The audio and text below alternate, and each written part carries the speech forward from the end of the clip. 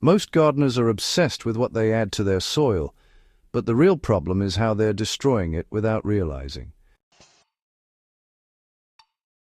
Tilling too often, overwatering, dumping fertilizers at random, all of that breaks down soil structure and kills the biology that actually feeds your plants. The result is soil that looks fine on the surface but produces weak, inconsistent growth. I learned this the hard way. I had beds that looked rich and dark, but yields kept dropping season after season. At first I thought I needed more compost, more nutrients, something external. But when I started measuring what was really happening in the soil, everything changed. A simple tool like the YAMRON 4-in-1 soil moisture meter helped me catch a mistake I didn't even know I was making. Parts of the same bed had completely different moisture levels and pH. One section was holding too much water, suffocating roots, while another was too dry for nutrient uptake. No amount of fertilizer could fix that imbalance. I'll leave the exact one I use in the description if you want to check it out. But what I discovered next is what actually transformed my soil.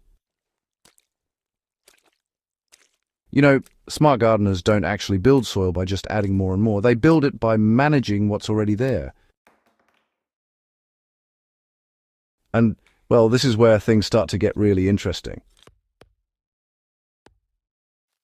The biggest shift I made was stopping the constant cycle of digging, clearing, and restarting beds.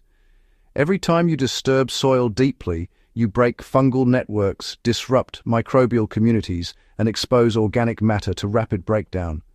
Honestly, it's like resetting your entire system back to zero.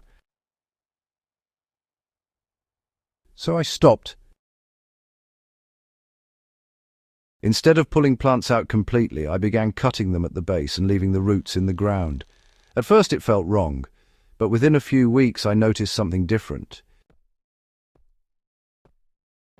The soil became softer without tilling, water started penetrating more evenly, and plant roots followed those old root channels deeper into the soil.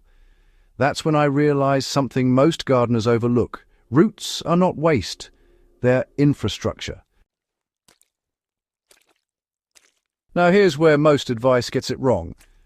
People will tell you to just add compost and everything improves. That's only partially true. Compost is not magic unless it's active. What I started doing differently was focusing on how I applied it. Instead of spreading thick layers across the entire bed, I used targeted application. 1 to 2 handfuls per plant zone, lightly mixed into the top layer. This created concentrated pockets of microbial activity right where roots needed it most, and the effect was immediate. Plants established faster, leaves became darker and thicker, growth was steady, not erratic.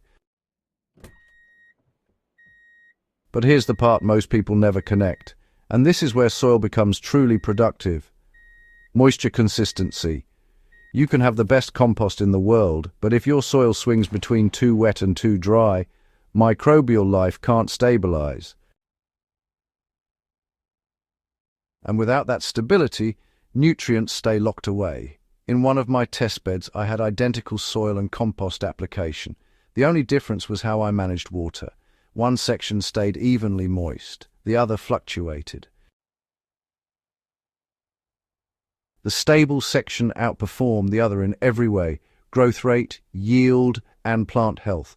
That's when I stopped watering on a schedule and started watering based on actual conditions. Now let's talk about something that most gardeners completely ignore, but it's one of the fastest ways to build incredible soil: surface cover. Bare soil is exposed soil. It loses moisture quickly, heats up unevenly, and disrupts microbial life. I started adding a thin layer, about 2 to 3 centimeters, of organic material like dried grass, clippings, chopped weeds or leaves. This one change transformed how my soil behaved. Moisture stayed consistent, temperature stabilized, And over time, that layer broke down and fed the soil continuously. But here's the clever part that most people miss. The type of material you use matters less than how you use it. Fresh materials should be applied thin, so they don't mat down and block airflow. Drier materials can go slightly thicker. The goal isn't to smother the soil, it's to protect it.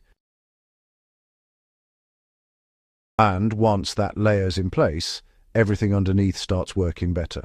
Now, let's connect this to something that might surprise you. Weeds. Most gardeners see weeds as competition, but honestly, I see them as information. Different weeds indicate different soil conditions. Some thrive in compacted soil, while others do well in nutrient-poor areas. But more importantly, many weeds are what we call nutrient accumulators. They actually pull minerals from deeper layers and store them in their leaves. So instead of removing them completely, I cut them and drop them right back onto the soil. This creates a natural nutrient cycle.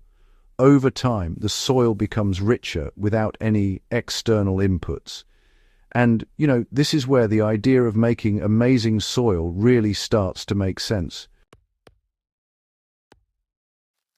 You're not building soil by adding random products, you're guiding a system.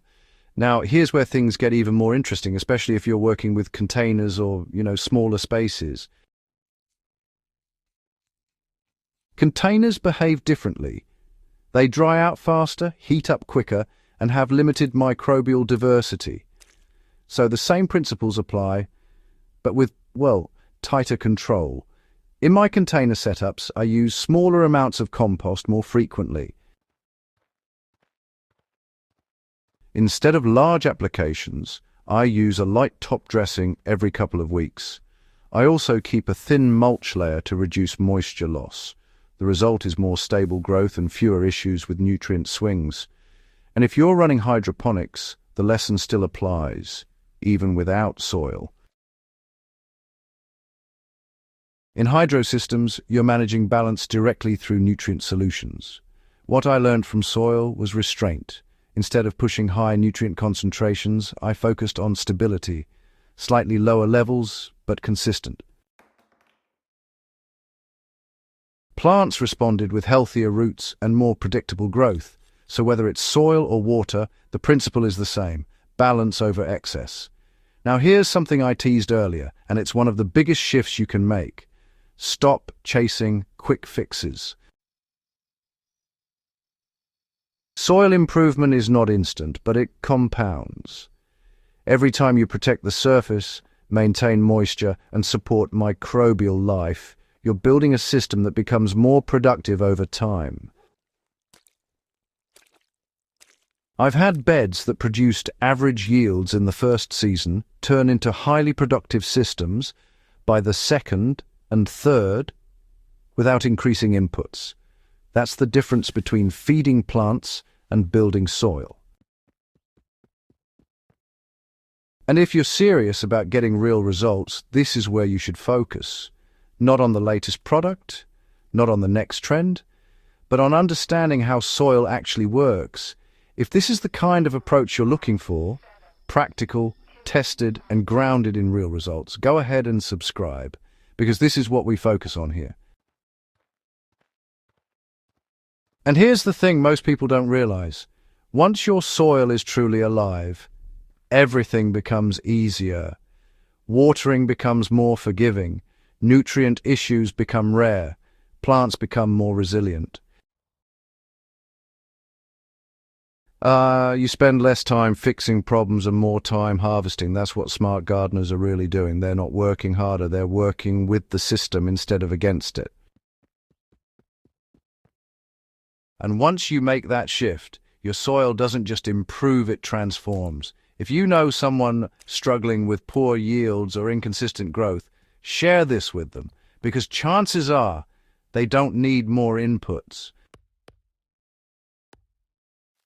They need to understand what's happening beneath the surface. That's how you build amazing soil that keeps producing season after season.